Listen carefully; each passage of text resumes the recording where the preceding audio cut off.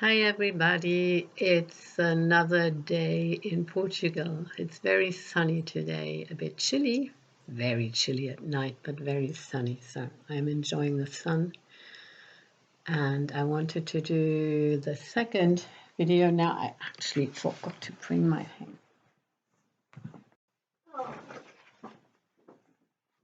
My slightly improved sign. The second edition of Radical Self-Care. And today the topic is resistance on different levels to caring for yourself. And we all have that. It's kind of like, I want to, but then I don't. And we all know what this is like, particularly in respect to food,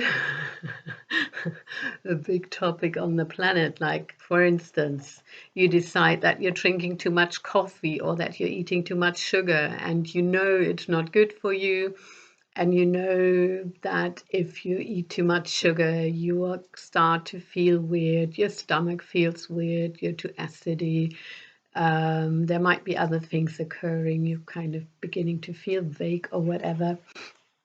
But every time you decide you want to eat less sugar, you just fall back into doing it anyway because there's a need in you for the sugar. So, yeah.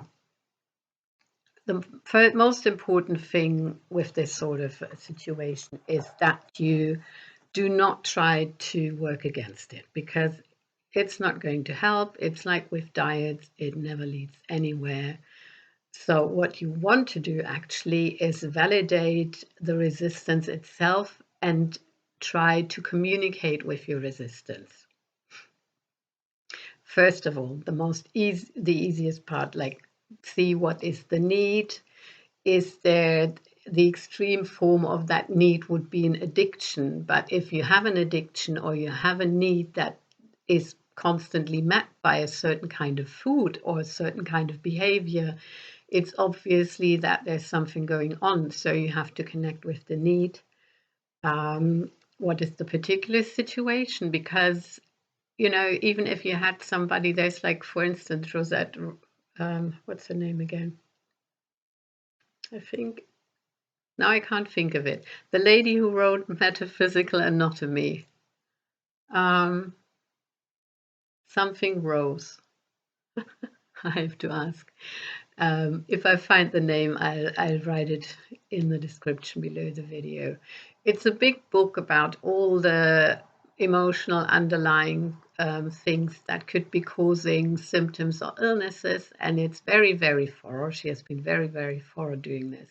But still, the thing is, this is always about you in particular, and there's no two versions of you running around on the planet anywhere. It's just you. There might be people who accidentally have very similar issues or illnesses, but they're not the same. Okay, so this is the holistic view is very unlike the medical view, where you kind of treat it like you are a car and you have certain parts and they function a certain way and you have to do A, B, C, D, and then you should be okay. And if you're not, it's your fault.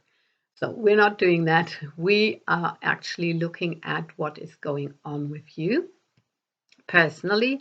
What is your situation? What are your needs? Who are the people involved? All sorts of things. And I want you to really give yourself slack with this. Because, as I said, there's no point in resisting the fact that you are resisting something that is kind of double resistance that is totally sure to not get you anywhere you want to go. So, you want to first accept what is happening, and a little excursion here.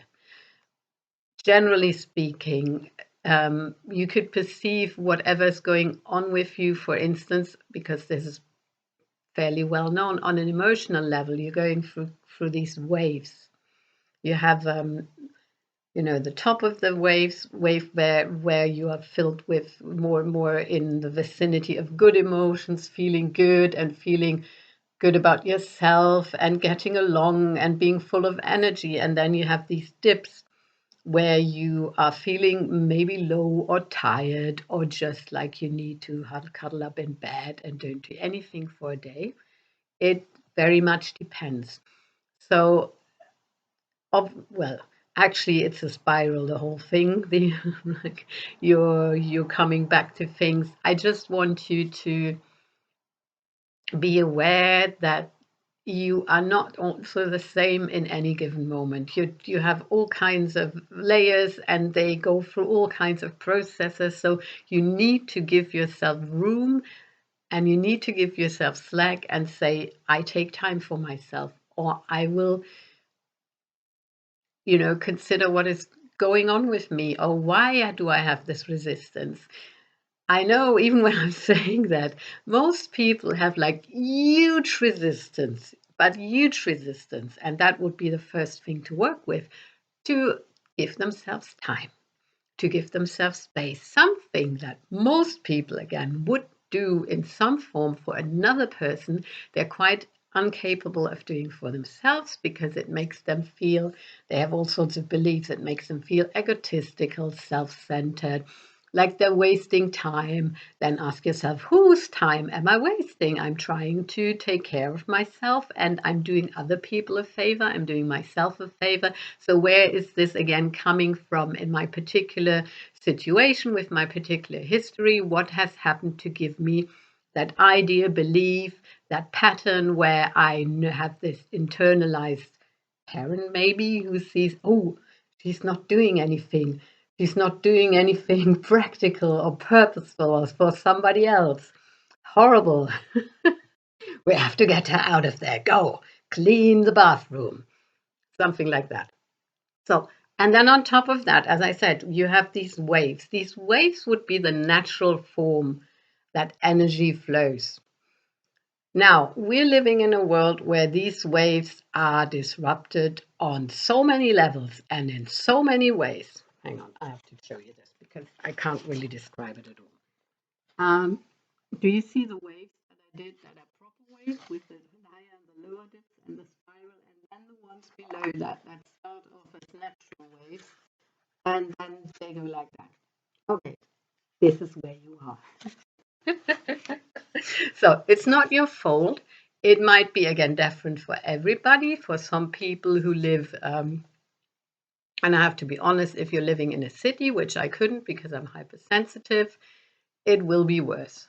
I mean, we have been screwing with this on so many levels and for so many centuries, if not longer, as humans. Radiation, one topic, even music that kind of distorts the energetic field, other people, energies that are kind of put out there. So you really, really, really have to take care of yourself in that inner way. And I'm not meaning that you're alone in this, not at all. You could practice or try to practice or get into a habit of self-care with other people together. That would be extremely conducive and extremely helpful and make it much easier, like with any change you try to implement. Okay, so you're doing this under circumstances that might not be conductive or supportive, then also, wonder what could I do about that? That's not helpful, obviously. How can you practice self-care when the circumstances are against it? How can I possibly move out of these circumstances? Or maybe I have somebody who can help me along. That would be that in a nutshell. We talk about all of this again in more detail in the future, I hope. What is very important for your self-care now is that you do self-talk. You could call it meditation or whatever you like. I mean, it's good to get into a bit of a meditative state and find a quiet place and maybe light a candle or have some incense, anything that signals to you, okay, this is my time. I'm sitting here with myself. I'm not having any distractions. Nobody is going to hopefully interrupt this process. And then you can sit there and do self-talk in whatever way. It could just be letting all the, people make an awful fuss about the fact that when you sit down, your brain starts going overdrive. But let it. honestly, if you're not used to meditating and you're just starting off on the kind of self-talk and self-care, please let it, because there's so many layers of thoughts in you that are unconscious. Um, Let them just run themselves off sometimes. I mean, you can, if there's anything important in there coming up, because for me, it's often like in the middle of the night when I wake up or while I'm meditating, I might actually remember something really important that I'd totally forgotten throughout the day because there were other things on top of that, not letting that out.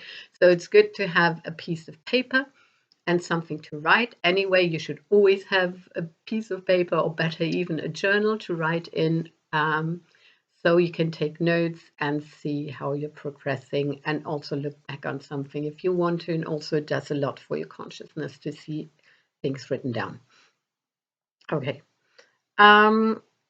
Yes, let's take an example. For instance, I love croissants. They're not good for me. I'm type 2 diabetic.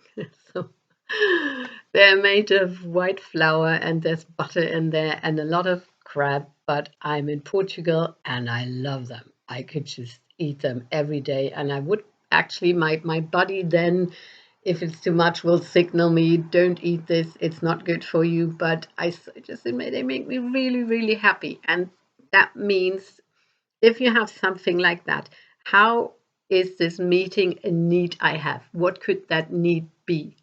I can tell you in my case that all these slightly sweetish and often buttery or milky, though these days I would probably go for almond milk, but all these things for me are nurture. And I lacked the nurture in my infancy because I spent the first 6 weeks of my life in a hospital, and I was not getting breastfed at all because it was 1969.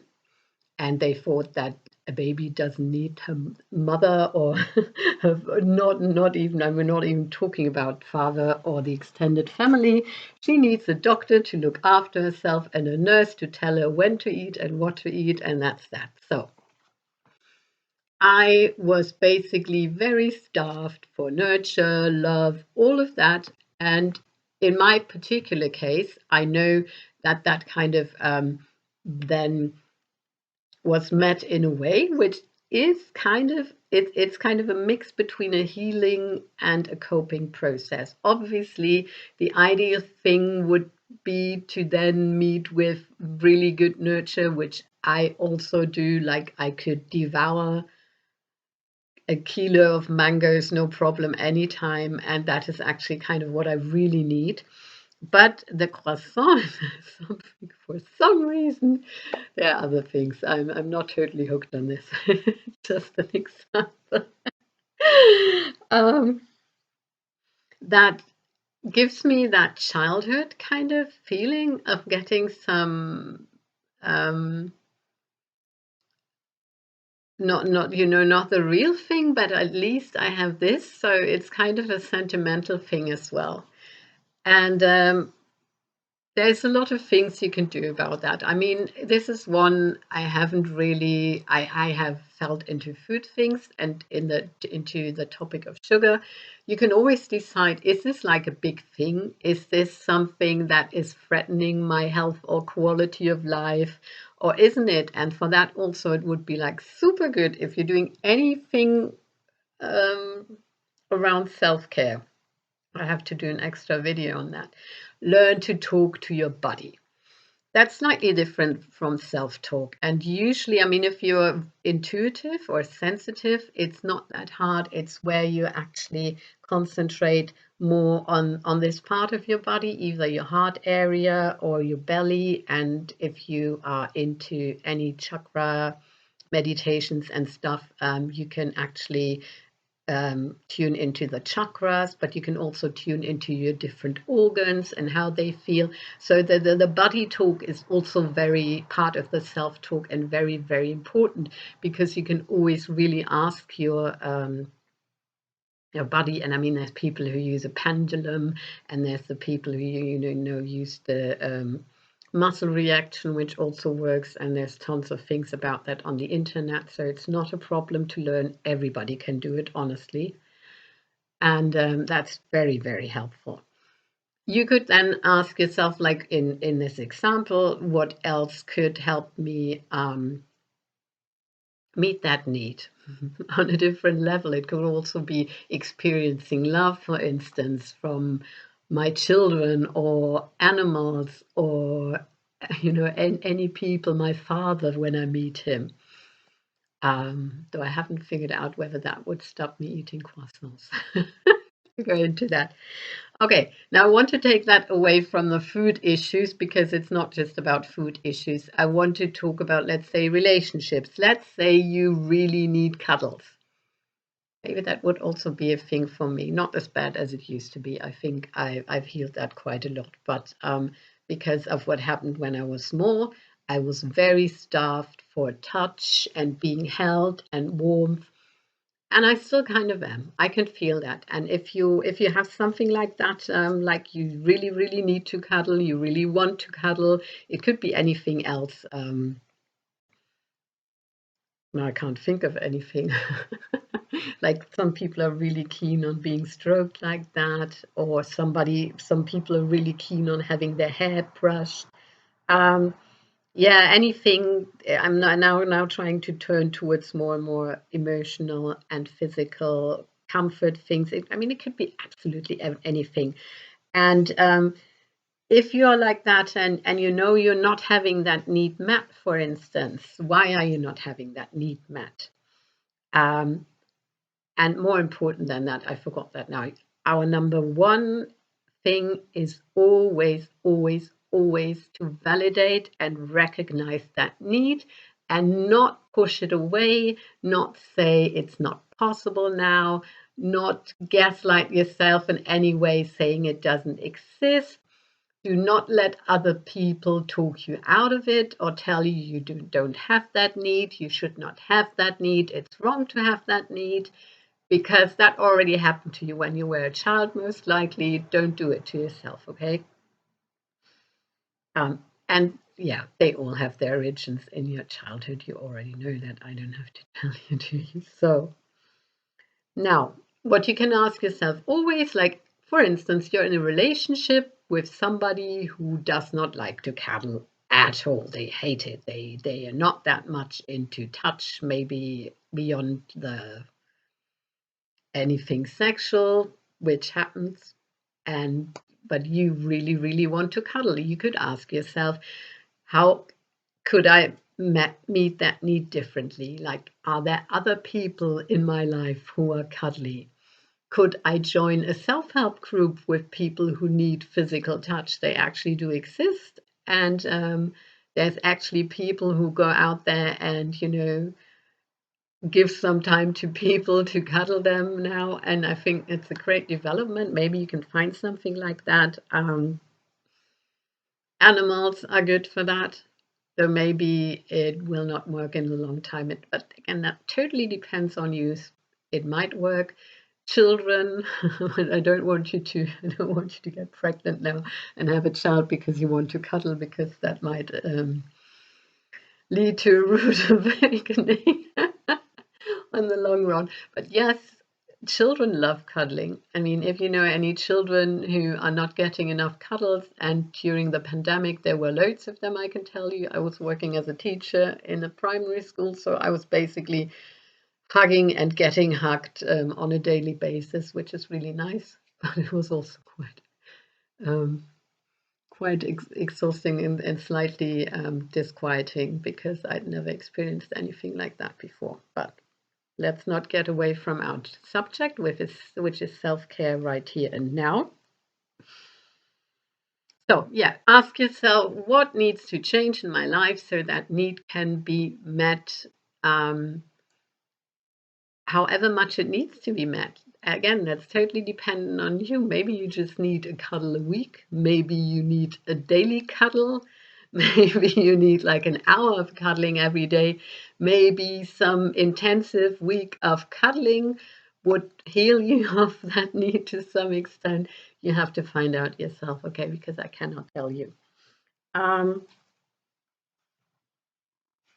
So we have covered the whole needs section where you might have, you know, be resisting having the needs, and I hope you're not going to do that again ever from now on.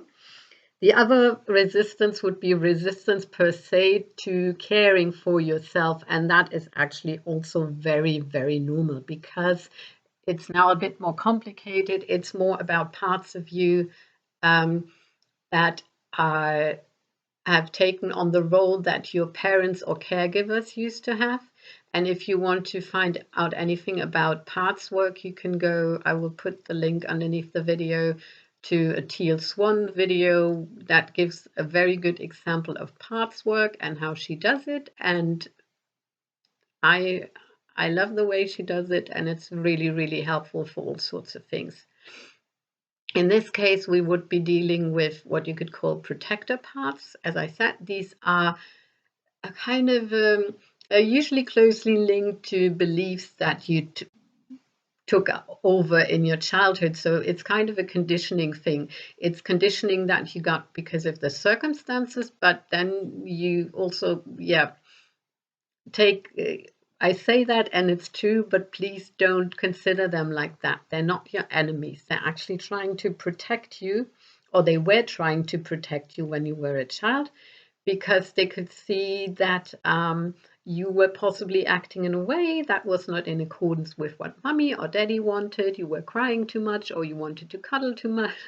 Get back to that topic, and then they kind of take that part away, split it off because you know you can you know you're not accepted like that, and bury it. And they are like the shell. They are like the they can then be the more dominant part, but they can also be what keeps that part safe and away from your life experience.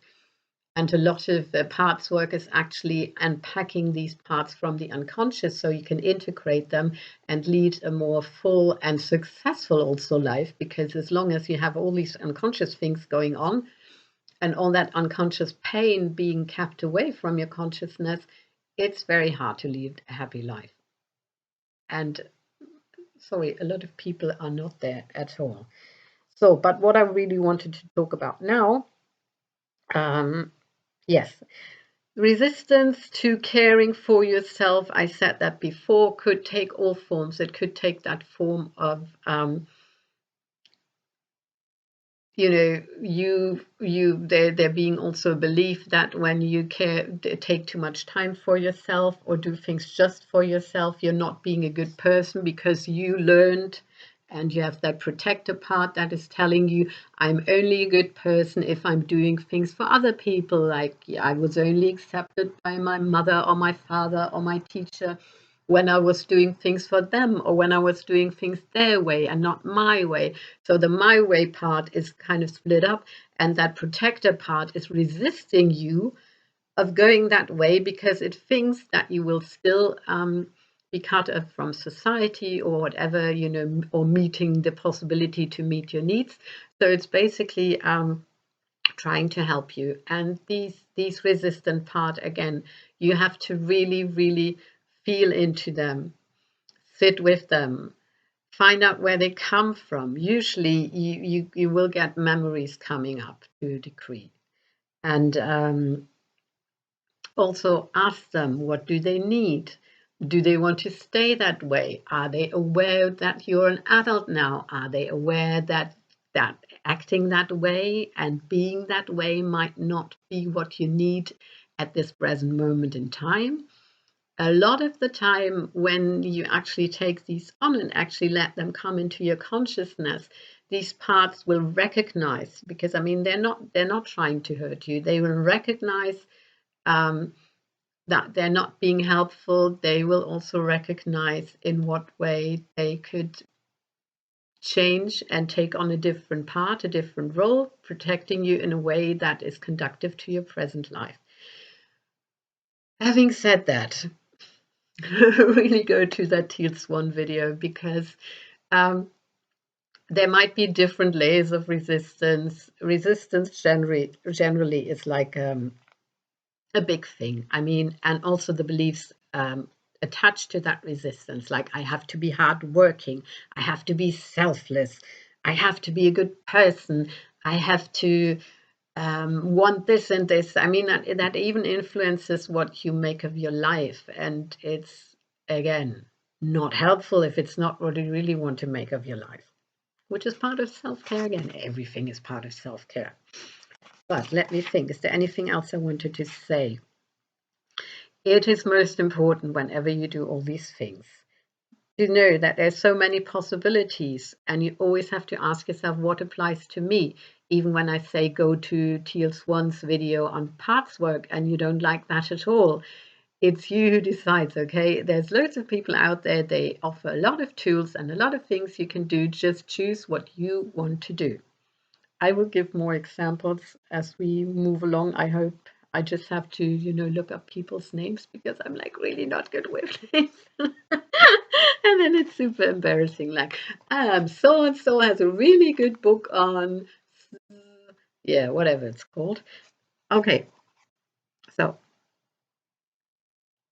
and then also try to a short but sometimes very effective way is to process this through your mind. Like, if you see these parts and if you recognize these parts within yourself, and if you manage to communicate with these parts in some way, just to ask yourself, is the perspective this part is holding actually valid?